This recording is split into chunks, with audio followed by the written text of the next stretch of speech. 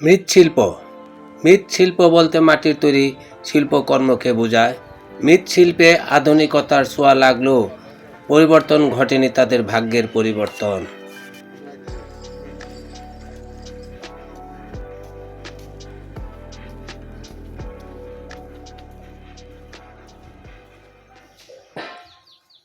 আসসালামু আলাইকুম। আমি এখন আশুলিয়ার নলাম এলাকার পালপাড়ায় অবস্থান করতেছি। আজ আমি আপনাদেরকে দেখাবো যে মৃৎশিল্প যে ধ্বংসের পথে, যে এখন আর মৃৎশিল্প দেখাই যাচ্ছে না। এই নলাম এলাকায় প্রায় শতাধিক পরিবার পাল সম্প্রদায়ের লোক বসবাস করতেছে।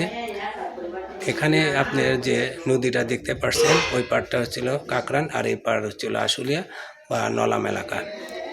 এই নদীর ধারেই এই পাল সম্প্রদায় 100টির অধিক পরিবার এই এই শিল্পটি এখনও ধরে রাখছেন। কালের বিবর্তন আর প্রযুক্তির যুগে মেলামাইন ও প্লাস্টিক শিল্পের বিকাশে আর প্রয়োজনীয় অর্থ ও উপকরণের অভাবে হারাতে বসেছে ঐতিহ্যবাহী এই মৃৎশিল্প। তাই মৃৎশিল্পীরা আজ নিজ পেশা ছেড়ে অন্য পেশায় আত্মনিয়োগ করতে শুরু করেছে দিনের পর দিন।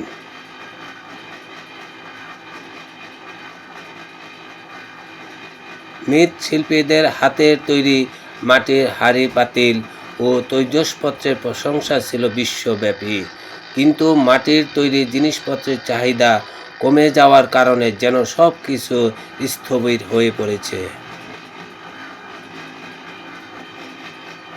সাভার উপজেলার নলাম এলাকার মৃৎশিল্পীরা মনে করেন, কুমারদের শ্রমের মজুরি কম হওয়া, প্রয়োজনীয় মাটি ও জ্বালানির অভাব এবং বাজারজাতকরণেও আছে অনেক সমস্যা। সর্বোপরি আধুনিক মেলামাইন ও প্লাস্টিক শিল্পের বিকাশের জন্য মৃৎশিল্প আজ বিলুপ্তির পথে। শহর অঞ্চলে মাটির তৈরি তৈজসপত্রের ব্যবহার না থাকলেও একসময় গ্রাম অঞ্চলে এগুলো ব্যবহার ও চাহিদা ছিল প্রচুর। মাটির তৈরি জিনিসপত্রের চাহিদা কমে গেলেও আধুনিক যুগে মেলামাইন ও প্লাস্টিক জিনিসপত্রের পাশে এখনও মৃৎশিল্পীরা দইয়ের বাটি বা দইয়ের কাপ বানিয়ে কোনো রকম জীবনযাপন করে যাচ্ছে। এখানে কতদিন যাবত কাজ করতেছে? হ্যাঁ, এখানে হ্যাঁ 1 বছর না? আপনার বাসা কি এখানেই না?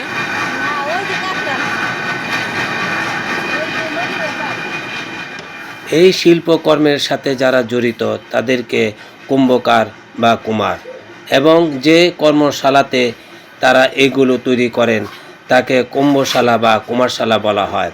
এটি বাংলাদেশের অন্যতম প্রাচীন ও ঐতিহ্যবাহী একটি শিল্পকলা।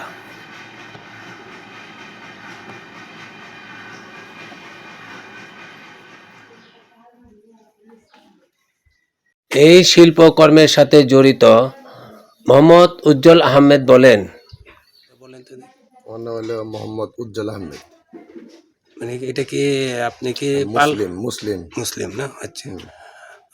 এই মানে এই ব্যবসাটা কতদিন ধরে আছেন? এটা আমি মোটামুটি 3 বছর। তাহলে তো বলা যায় এটা আপনি পূর্বপুরুষের না, না, আপনি নিজে নিজে নিজে উদ্যোক্তা। নিজে উদ্যোক্তা। তো এইটা এখন আপনি কি অবস্থানে? এখন তো বাজারে দেখা যাচ্ছে যে মাটির কদর নেই, প্লাস্টিক বা বিভিন্ন কাগজের জিনিস বের হয়েছে। না, এটা মাটির দইয়ের পাতিল, এটাতে দইটা ভালো হয়। আচ্ছা, এই কারণে আবার পুনরায় এটা রানিং হয়েছে। প্লাস্টিকেরটা ভালো হয় না। আচ্ছা, আপনি এই যে শুধু দইয়ের পাতলাটা নিছেন কেন? আরও তো কিছু থাকতে পারে। না, এটা মেশিনে আপনার দইয়ের পাতিলটা এটা বানানো একটু সহজ, এটা মেশিনে হয়, অন্য জিনিস মেশিনে হয় না। লাভ কীরকম? না, লাভ নাই, লাভ খুবই সীমিত আর কি। গরিব টরিব মানুষটা চলে টলে খাওয়া যায় আর কি, মানে চলার মতো। চলার মতো ডাল ভাত খাওয়া যায়। আপনি এখানে কয়টা মেশিন আছে?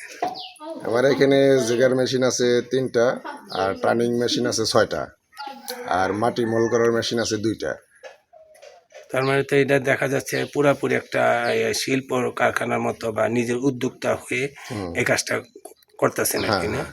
যে এখানে কতজন শ্রমিক কাজ করে? এখানে আপনার মোটামুটি 28 জন লোক আছে।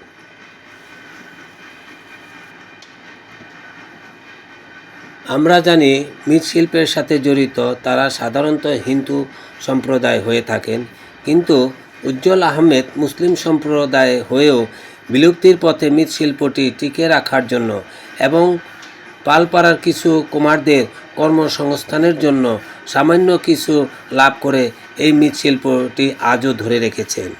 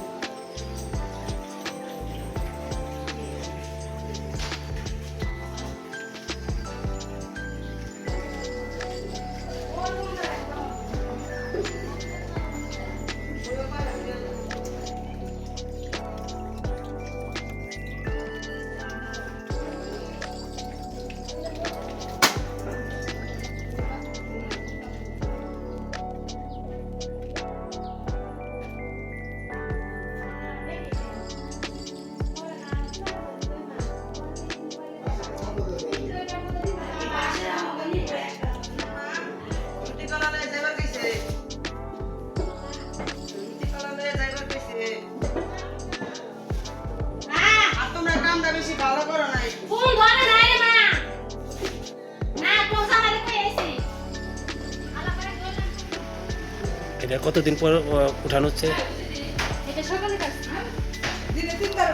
দিনে 3 বার না?